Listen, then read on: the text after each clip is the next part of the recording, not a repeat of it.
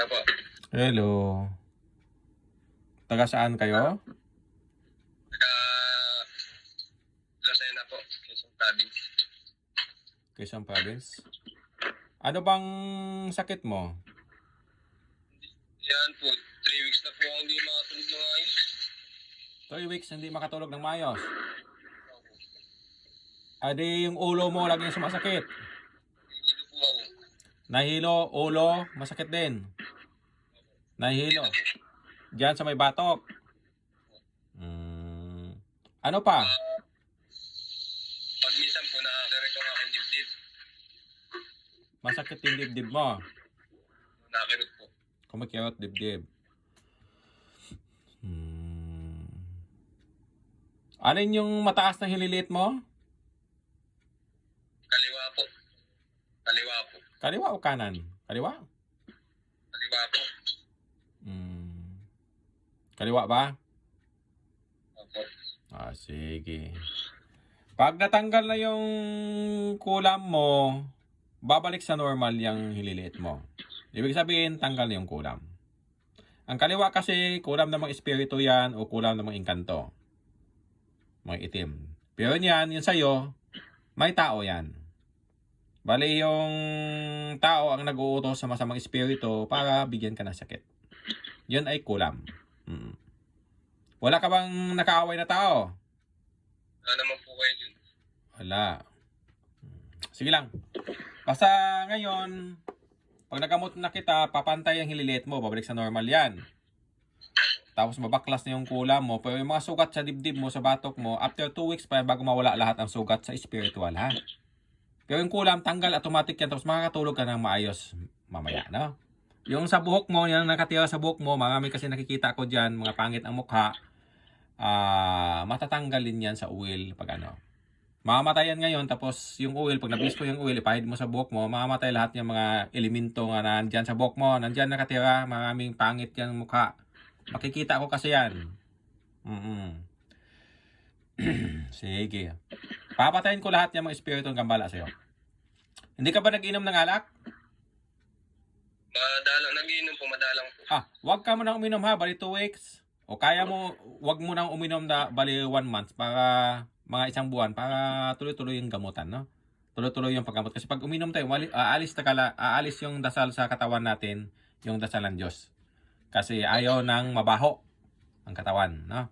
Ang gagawin natin, mahigaan ka ba dyan o wala? Dito lang po sa, meron naman po sa may Catholic. Pero pag kahit wala kang higaan, wala nang problema. Kung kaya mo naman yung cellphone, yung saan yung mukha ko, idikit sa noo mo na mga 10 minutes. Kaya mo? Dito na. Medyo. Pwede yan. Kung gusto mong humiga, higa. Kung gusto mong ganyan lang, wala din problema. Basta kaya mo lang idikit yung cellphone sa noo mo. Sa mga 10 minutes. Kasi higa ka lang kung gusto mong humiga. Kunin mo yung cellphone, dalahin mo yung cellphone. Kasi idikit sa noo mo yan. Kaya babaklasin ko na yung kulam. Mamatay lang ng espiritu ngayon. Gambala sa'yo. Ipatong sa noo mo, Idikit. Okay na? Okay na po. Ipikit yung mata mo. Magdasal si Diyos Ama na pagalingin ka sa isipan mo lang, ha? Okay. Mga 10 minutes o ilang minutes ako magdasal. Basta magsabi na pagtapos na. Malalaman ko kasi pag namatay ng mga espiritu, magsabi lang ko sa'yo pagtapos na, ha? Pikit lang mata. Magdasal si Diyos Ama na tahimik lang sa isipan mo. Umpisahan ko na. Magsabi lang pagtapos na. Huwag lang kayo maingay sa paligid.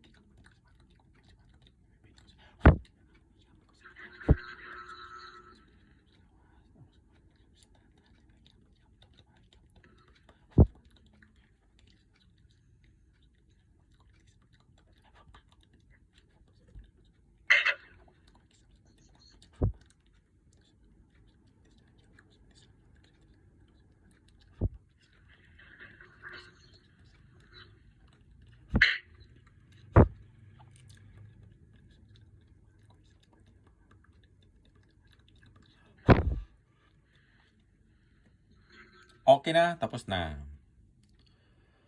Nandun po kayo. Sige. Bumangon ka na. Hmm. Nawala na yung panglabo sa mata mo? Nawala na sakit sa ulo mo? Wala na po. Oo, pati yung panglabo sa mata mo, nawala na din. Silipin mo yung kamay mo, pantay na yan. Silipin mo yung daliri mo. Di ba mataas yung kaliwa kanina? Pantay na yan ngayon. Pantay na? Okay na, pantay na. Magaling ka na. Yung mga masamang espiritu sa buhok mo, yung mga elemento na, mamamatay na yan sila. Natutunaw na yan siya. Tapos yung kulam mo, binalik ko na din. Sa mga mangkukulam o sinong gumagawa siya, binalik ko na din. Maraming tubig hinanda mo? Apo. Basta kaya pag na-bliss ko na yung tubig, saka yung oil magpahid ka 2 times a day sa ulo, buhok, basahin mo talaga yung ulo mo kasi marami nakatira dyan para matutunaw talaga lahat sila, no? Tapos kung saan yung sakit, pahidan 2 times a day. Nasaan na yung tubig? Ibibliss ko na, saka yung oil.